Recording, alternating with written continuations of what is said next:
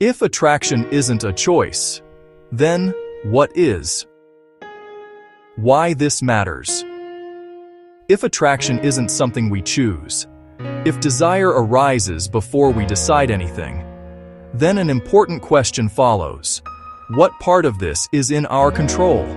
Because without that clarity, we're left with two extremes. Either shame for feelings we didn't choose, or confusion, where people think every desire must be acted on.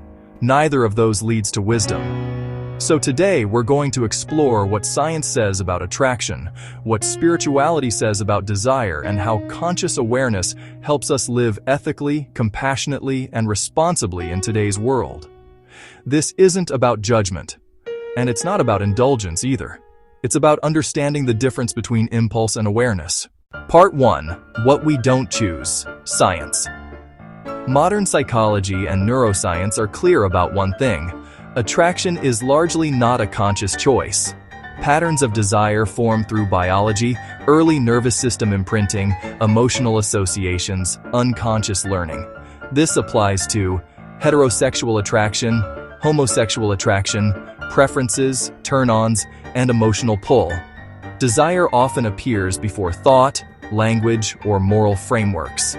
And understanding this matters, because blaming people for experiences they didn't choose only creates repression and confusion.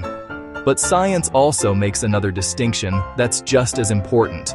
Attraction is not the same as behavior. One is internal, the other is expressed in the world. And that difference changes everything. Part 2. Desire versus action, the missing piece. Here's where many conversations break down. Understanding where desire comes from does not mean every desire is healthy, every impulse is harmless, or every attraction should be acted on. Desire is a signal, not a command. Some desires can be expressed safely and consensually. Some require boundaries, some require healing, and some must never be acted on because they cause harm. A simple but essential principle exists in every ethical system. No expression of desire is valid if it violates consent, safety, or dignity. Without that principle, society collapses. So awareness doesn't erase responsibility, it deepens it. Part 3. Consciousness above impulse. Spiritual view. Now let's talk about spirituality. Not religion, not rules, but conscious awareness.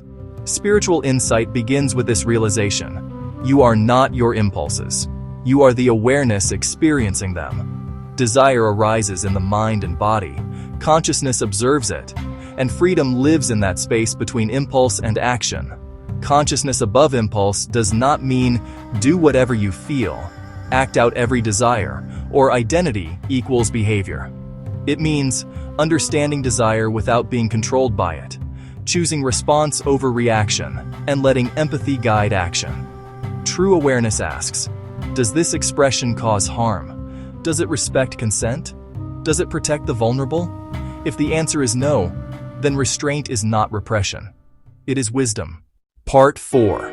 Applying this in today's society. This understanding is desperately needed right now, because society often swings between two extremes, shame and suppression, or total moral collapse disguised as freedom. But maturity lives in the middle. A conscious society holds three truths at once. Compassion. People do not always choose their inner experiences. Responsibility. No one is entitled to act on a desire that causes harm. Protection. Consent, safety, and dignity are non-negotiable. This framework allows us to support self-understanding without moral chaos, reduce shame without excusing harm, and create freedom without abandoning ethics. That's not control, that's civilization. Integration, not confusion. Understanding desire doesn't make us dangerous. Ignoring consciousness does. You don't become free by acting on every impulse.